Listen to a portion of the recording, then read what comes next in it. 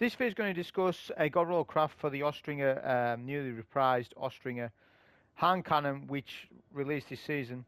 And this is going to be for PVE mains, not for PvP. I understand it's one of the best PvP hand cannons in the game, but obviously the PvP role is going to look entirely different to PvE. So this is focusing mainly on PvE. This is posing the question: should a PvE main player be crafting this hand cannon? Is there any need to? I'll explain the argument for and against with it. So first of all, you need to understand what type of hand cannon it is. It's a 140 RPM hand cannon in the kinetic slot.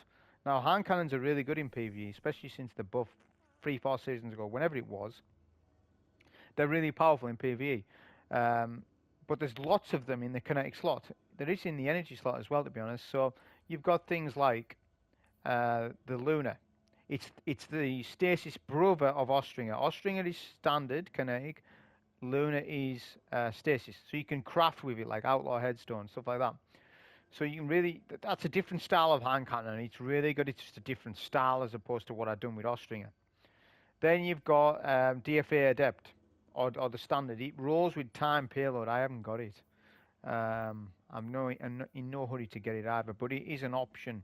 So if you've got it, explosive payload is what you're looking for. When you're looking for PvE hand cannons, you're looking for explosive payload all day, every day. That's the king of all perks for hand cannons PvE. Explosive, explosive, timed, explosive. I don't care which one. They're the king.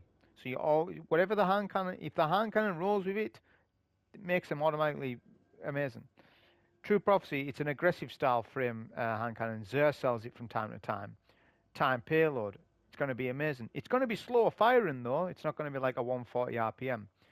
Then you got this one here, Stasis hand cannon. It's 180 RPM. Very good because it's got explosive. 180s aren't that good in PvE, but if they get explosive, they automatically are very good.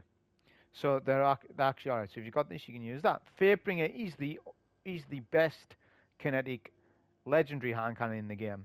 So should you be crafting a Austringer like Fatebringer? Because Fatebringer rolls with Frenzy, Firefly, Explosive and stuff. Austringer doesn't. It doesn't roll with Explosive. It rolls with Frenzy. That's why I never crafted a Frenzy roll on Austringer, because I can just use Fatebringer. Why bother crafting a BT of Fatebringer style weapon when I can just craft this as a different type of weapon entirely? That was my thought process. But if you don't have Fatebringer, you can roll it with Frenzy, because it does have it with that. Then you got 7 Seraph Revolver. If you've kept that, it's a 180 RPM, rolls with time per payload. Exceptional hand cannon. This one also reloads with loads with time payload. I've got Demo Adrenaline Junkie from the Prophecy Judgment. Very good hand cannon. So if you just want to use Fatebringer, you don't need to craft this. But if you want to craft a hand cannon for a build, then for Austringer is good, and that's where I can get into what I put on it. So if I just unequip this and show you what is on the gun. Right, so stat-wise for the hand cannon, before you do anything, you need to understand stats. So impact you can't affect. Range increases more damage the more range you have. So if you're on your Grandmaster Nightfall and you're fighting from 30, 40 meters away, which you will be, I know it's a hand cannon, but you will be. If it's unstoppable hand cannon, overload hand cannon, you want more range on your hand cannon because it gives you more damage. The more range you have, the more damage you have. So it's linked to damage. So this is so important for PvE. Range isn't just a PvP stat, it's also a PvE stat. So I spec for this. Stability I don't, it affects recoil. Handling I don't. This weapon's snappy enough as it is. You don't need to spec for these two. However, if you want to with the certain barrels and stuff, you can do that if you want to go that. That is preference. If you want to go that route, you can. Just know that you're going to probably get less range and your weapon will be less effective in Grandmasters. So there's a trade-off there to be made. Which one do you want? For me, I want more damage in Grandmaster, so I go range. Then reload speed, right? So that's so important on hand cannons. You need to make sure you've got a good reload speed, no matter what for PvE. So this is the craft I went with. Plus 10 reload, full bore for the range stat, because this gives the most range out of all barrels. Flared Magwell, because it gives us a really good reload, like on top of the intrinsic. So I've got a 71 stat reload. I need that 71 stat reload because I've got enhanced triple tap, enhanced demolitionist on. So I've got no reload off these two, so I really need to optimize my reload. However, there is ways and means. You could take off enhanced triple tap, which I might or might not do. I'll see. So I could go Outlaw, Enhanced Outlaw, Enhanced Demolitionist, which I see a lot of people doing that. Either that or Enhanced Demolitionist, Enhanced Frenzy. Because Frenzy is the buff. But I've just said, if you've got Fatebringer, you don't need to do this. But if you don't have Fatebringer, then do what I'm showing you right now. This is probably one of the best. And then change your barrel.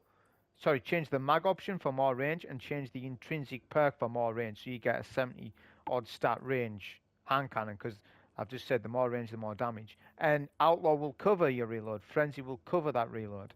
But as I said, I didn't go that route because we're build crafting with the weapon. So we went for a different setup. Enhanced triple tap. The difference between standard and normal is you get more time between shots to get triple tap to proc. It doesn't matter. I just put it on because I want to go border on the hand cannon. That is the only reason. So Demolitionist, we went with that obviously because for every kill that you get 10% increase to your grade. Like a bump, 10% each time. So after 6 or 7 kills with a good discipline stat, you'll get your grade back. So think about it. You've got a 14 round hand cannon, right? You get 6, 7 kills. You then throw your grenade. It reloads your hand cannon so that it's reloaded back to 14. You can start shooting again. Not only that, I've got triple tap. So if you're laying into a tank, a high priority target, a champ, whatever you can think, a boss, you exchange your mag to a 20 mag round size. I'll show a clip footage of that coming up.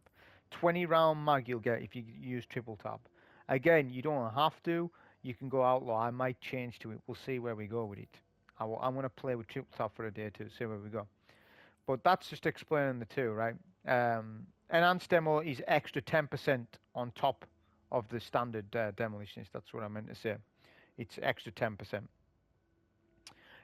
So that's what those do.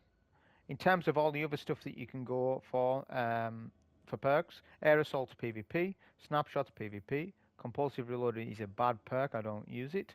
Either storm is PvP, so I don't pick none of that stuff. Zen moment PvP, rangefinder PvP, open shot PvP. Rampage is a dead perk in PvE in my eyes, unless it's on a sidearm or an SMG. It's a poor perk nowadays because of Frenzy. Frenzy is a flat damage bonus, happens all the time. It's far better than Rampage. Rampage is like old school. It's an inferior perk now. So that's the reasons why I don't choose everything else. So that's the god roll on it. Now we can explain why we chose this roll. So now things will start to make more sense. So 2XS states, this is the origin perk of the weapon. Final blows with this weapon while your super is full grant a bonus to strength and discipline for a moderate duration. So this actually gives you, from what I've read on Reddit, I've actually tested with it, but I've read it on Reddit as well, it gives you plus 20 discipline, right, to your stats.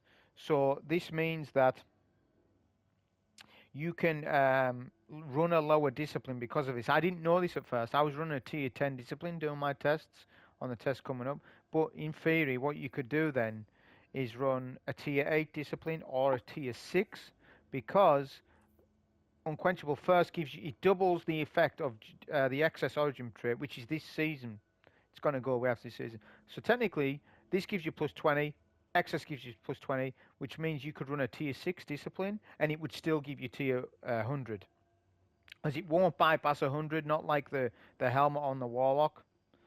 Eye of the World or whatever it's called. It doesn't bypass the stat, but as I said, it gives you discipline for free. I didn't know that on the test at the time, but I found that out.